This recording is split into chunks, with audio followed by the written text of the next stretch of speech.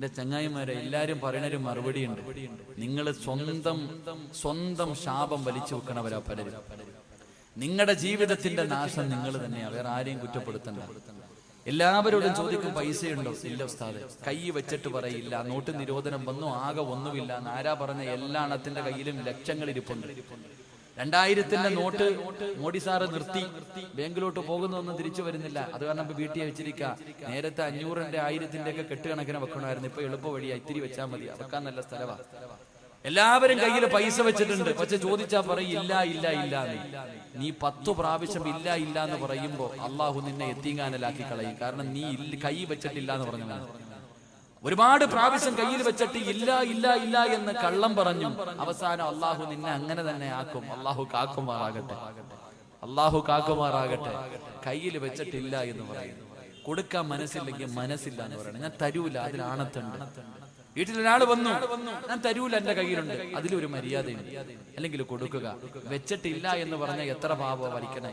കൈ വെച്ചിട്ട് കള്ളം പറഞ്ഞ പാപം കൂടെ. കള്ളം പറഞ്ഞാൽ കിട്ടുന്ന പ്രതിഫലം എന്തേ? കള്ളം പറയുന്നവന് കിട്ടുന്ന പ്രതിഫലം എന്തേ? നാളെ അവന്റെ തല പട്ടിയുടെ തലയും കഴുതയുടെ രൂപവുമാണെന്ന് നബി മുഹമ്മദ് മുസ്തഫ. കള്ളം പറയരുതെന്ന് പറഞ്ഞാൽ എങ്ങനെയാ ചിന്തിച്ച്? അള്ളാഹുവിന്റെ പ്രവാചകൻ സല്ലല്ലാഹു അലൈഹി വസല്ലം തങ്ങൾ നടന്നു പോകുമ്പോ സഫിയ റളിയല്ലാഹു തആല അൻഹ തന്റെ മകനോട് വിളിച്ചു, മോനെ ഈ വാടാ, ഒരു സമ്മാനം തരാം.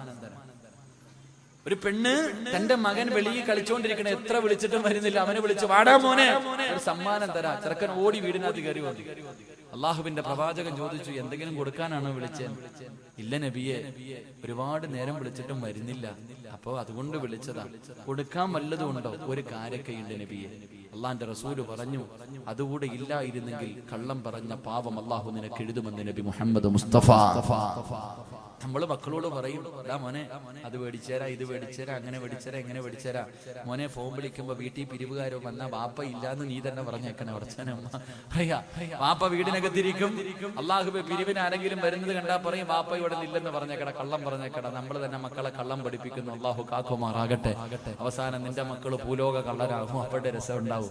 നിന്റെ മക്കള് കള്ളരെന്ന് പറഞ്ഞാൽ കള്ളന്മാരായിട്ട് ചരിത്രത്തിൽ കാണാം. ഖബറിനകത്ത് ജീവിതത്തിൽ എപ്പോഴും കള്ളം പറയുന്നൊരു മനുഷ്യനുണ്ടായിരുന്നു. ആ മനുഷ്യനെ ഖബറിനകത്ത് കൊണ്ടുവച്ചപ്പോ മുൻകറും നക്കീറും വന്നിട്ട് ചോദിച്ചു, മൻ റബ്ബുക. ഖബറിനകത്ത് 2 മലക്കുകൾ വന്ന് ചോദ്യം ചോദിച്ചപ്പോ ഈ മനുഷ്യൻ പറയാ, ഇപ്പൊ 2 എണ്ണം വന്നിട്ട് പോയതേ ഉള്ളൂ, പിന്നെയും നിങ്ങളും വന്നു. അള്ളാഹു മുൻകറും നക്കീറും വിചാരിച്ചു, പടച്ചവനെ ഞങ്ങളല്ലാതെ വേറെ ആരും ഖബറിൽ വരില്ല, ഇവ എന്താടാ ഈ പറയണേ? ഇപ്പൊ 2 പേര് വന്നിട്ട് അങ്ങോട്ട് പോയതേ ഉള്ളൂ, വീണ്ടും 2 എണ്ണം വന്നിരിക്കുന്നു. പടച്ചോനെ 2 പേരും കൂടെ ചോദിച്ചു, അള്ളാഹു ഇതെന്താ പടച്ചോനെ? അപ്പൊ പറഞ്ഞ മറുപടി, നാവെടുത്ത കള്ളവേ പറയത്തുള്ളൂ, ചുമ്മാതെ പറഞ്ഞതാണ്. അള്ളാഹു നമ്മളെ കാക്കുമാറാകട്ടെ.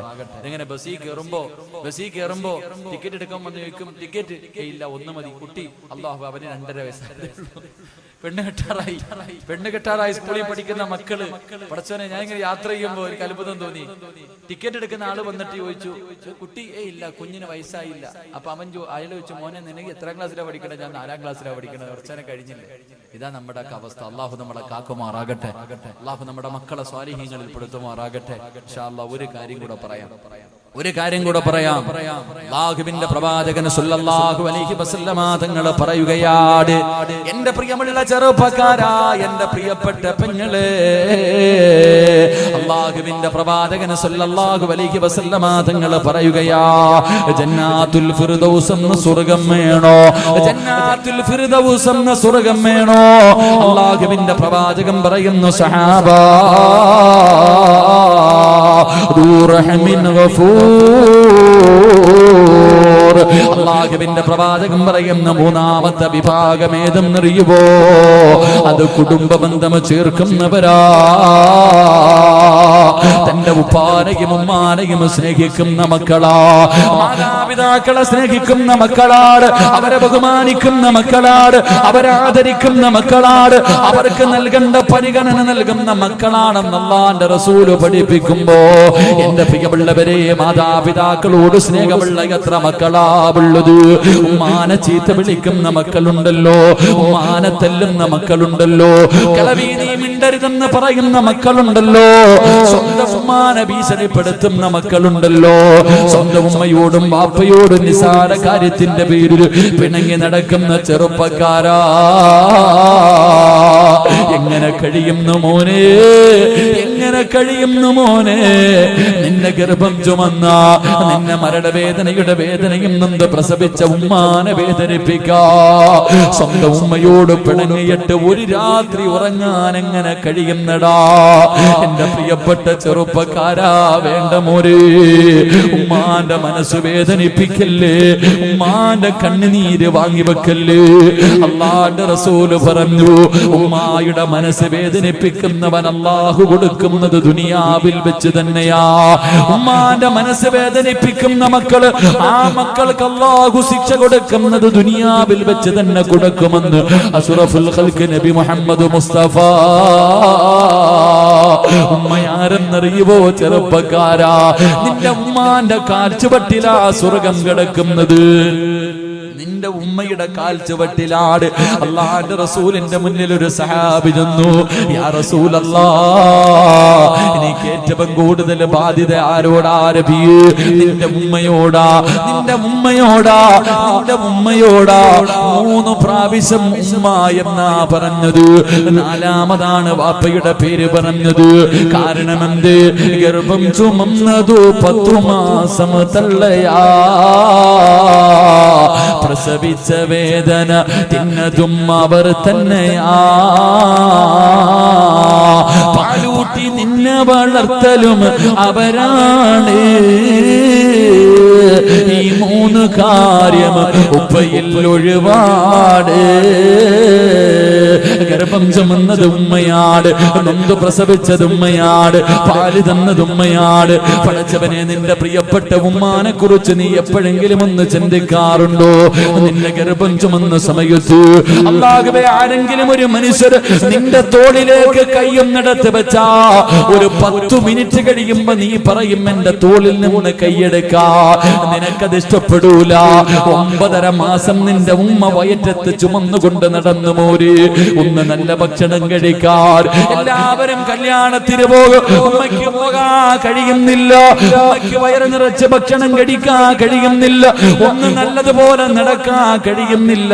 ഒന്ന് തിരിഞ്ഞു മറിഞ്ഞ് കിടക്കാൻ കഴിയുന്നില്ല. കാരണം ഉമ്മാന്റെ വയറ്റിൽ നീ കടന്നത് കൊണ്ടാ പൊന്നുപോര്. എന്നിട്ട് നിന്നെ പ്രസവിച്ച അപ്പ എത്രല്ലാ വേദന സഹിച്ചു പോര്. നിന്റെ ഉമ്മ എത്ര കരഞ്ഞിട്ടുണ്ടാകും. പ്രസവിക്കുന്ന സമയത്ത് നിന്റെ ഉമ്മ എത്ര വിളിച്ചു കൂവിയിട്ടുണ്ടാകും. ചെറുപ്പക്കാരാ, ആ മരണവേദന സഹിച്ചത് നിന്റെ ഉമ്മയാ മോനെ. പട്ടിണിയാണെങ്കിലും എഴുന്നേക്കാൻ വയ്യാതെ കിടക്കുമ്പോഴും നീ ഒന്ന് കരഞ്ഞാൽ ഓടി വന്ന് കോരിയെടുത്തത് നിന്റെ ഉമ്മയാ മോനെ. നിന്റെ മൂത്രവും കാഷ്ടവും എല്ലാം വാരിയതവരല്ലേ. ഇന്ന് നീ കൊട്ടാരം പോലെ ഒരു വീട് വെച്ചപ്പോ നിന്റെ ഉമ്മ അതിനകത്തൊന്ന് കാർക്കിച്ച് തുപ്പിയാ നിനക്ക് കഴിയില്ലല്ലോ. നിനക്ക് പണം കിട്ടിയപ്പോ, നിനക്കൊരു നല്ല പെണ്ണിനെ കിട്ടിയപ്പോ, ആ ഉമ്മയുടെ ദുആ കൊണ്ട് റബ്ബ് നിനക്കൊരു അനുഗ്രഹം തന്നപ്പോ നിന്റെ ഉമ്മ നിനക്ക് അധികം പറ്റായല്ലോടാ മനുഷ്യ. എങ്ങനെ കഴിയുന്നടാ? അല്ലാഹുവിന്റെ റസൂല് പറഞ്ഞു, ഉമ്മയുടെ മനസ്സ് വേദനിപ്പിക്കരുത്, ഉമ്മയുടെ മനസ്സ് വേദനിപ്പിക്കരുത്. വാപ്പയ്ക്ക് പ്രതിഫലമില്ലെന്നല്ല, ഉമ്മയുടെ കാൽച്ചുവട്ടിലാ സ്വർഗം, ഉമ്മാന്റെ കാൽച്ചുവട്ടിലാ സ്വർഗം. വാപ്പയുടെ മഹത്വം എന്തെന്നറിയോ? സ്വർഗത്തിലെ മധ്യത്തിലെ സ്വർഗത്തിന്റെ നടുക്കത്തെ കവാടം വാപ്പയാണെന്ന് നബി മുഹമ്മദ് മുസ്തഫ. സ്വർഗത്തിന്റെ കവാടത്തിലെ മധ്യഭാഗത്തെ വാതിലുണ്ടല്ലോ, മോനെ അതാണടാ വാപ്പ, മോനെ അതാണടാ വാപ്പ. വാപ്പയുടെ മനസ്സ് വേദനിപ്പിച്ചാലും നിനക്ക് രക്ഷപ്പെടാൻ കഴിയൂല.